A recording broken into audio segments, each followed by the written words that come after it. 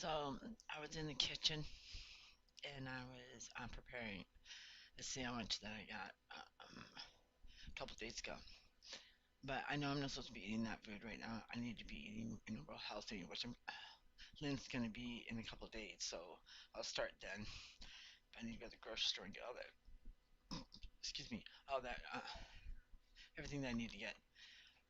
And I knew I needed to eat healthy yesterday too.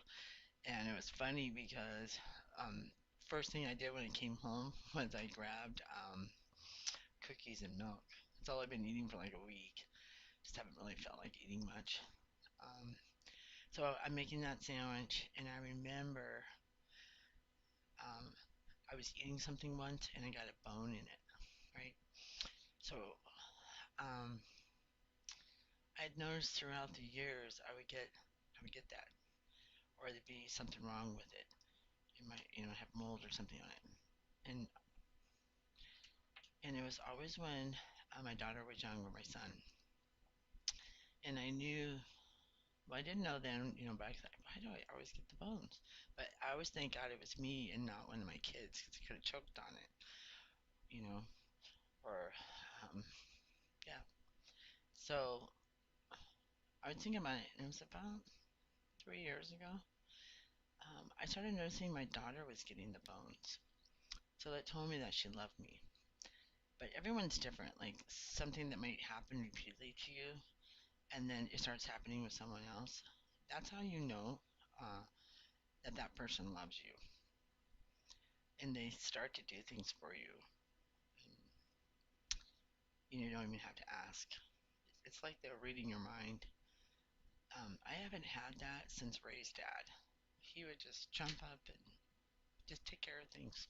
It wasn't very romantic, but he just knew always like the right time, when to do something. And there was love there, but I just couldn't compete with some of his addictions, and I wasn't going to. And I didn't chase him all around town either, looking for him. He asked me one time why I wouldn't do that. Well, my stepmother used to do that with my dad. And I used to tell her, we're here at home. Why are you doing that? Because I never could understand that. And and I see seen other people do it, and it's such a waste of time because you have children. You should really be home with your kids. You can't change that.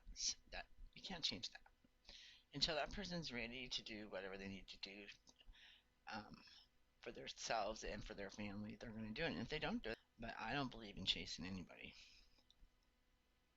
I mean, even as an adult, and my kids were gone, I still won't do it. That's not my problem. That's their problem. You can pray for them and just keep living your life and keep relying on God until you're fed up. I mean, I had this one friend, she was in complete debt because of her husband's addiction. And she was at her last end. I mean, she was trying everything in her power to stay with him until that person makes up their mind. That's where they be. You can't complain if you're going to stay in it. You love your husband or your wife unconditionally and you deal with it. Plain and simple. And I know that's really hard to do. Um, I mean, I can't personally, I couldn't think why. You have everything you need right here. It was very hurtful, and that's an area that I still need to work on. And all my husbands all worked away from home, so I still have my own time. But when they came home, I had to take care of them. And I don't like that. I won't do that. I'm not even going to do that now. But I guess until I find somebody that I'm actually in love with, I don't mind. I'm going to do that for you. But I still think there's a line there. You know. Um, and even now, like, um, I mean, I help my daughter and stuff. I probably could do more. But right now, I'm just resting. I mean, I've helped a lot of families of addicts. I used to do that. I have. And the person keeps coming in my mind. He came in the room like this. He was angry, and it was just me and my best friend in Canada and him. And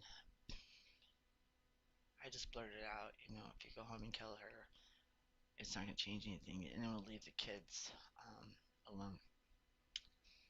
and he asked me how I knew. I said, I don't know, but I knew. But I said you can do things to protect your kids and their credit. So he did all that, and he ended up getting divorced. I'm so thankful that the Lord intervened that day. Makes me cry just thinking about it. I don't know, like I have goosebumps in my whole entire body right now. Um, you know, that was when I was first walking with the Lord. That blew my mind too. Um, um, I just, I am happy. I am sad and disappointed about some things, and I'm trying to get that joy more open. Because I'm a real So when I had that last job, it was federal guidelines.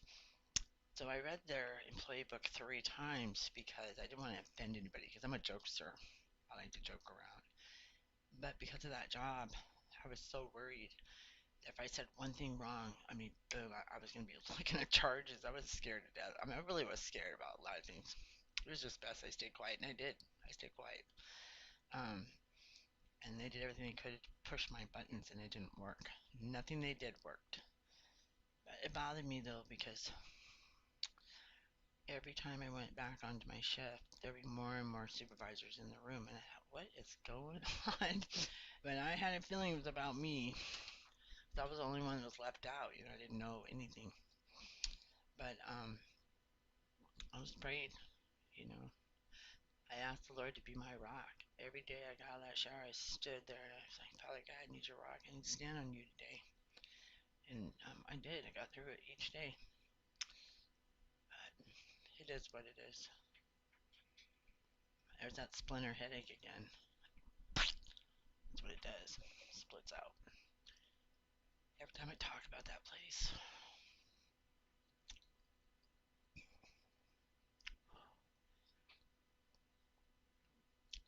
I Nobody should have that much clout. No one. I don't care who they are. You know, if I ever own a company again, I'm gonna make sure that nobody knows what I look like, or I'll send people in for me. Always to make sure everything's being legit. Because it only takes that one, to wreck everything for somebody, and that's not right. And I would always have a place they could report. It would probably be a hotline outside of the company. Um, I've learned a lot of things since I went back to work here in the last, see, I started working when my daughter turned 16, 22, 5 years, and I've learned a lot. And I don't like what I see. It's disappointing, you know. So, if you have a disability and you let your employer know, I don't care what anybody says, nothing changes. You get picked on. You do. It's like you're the bigger target.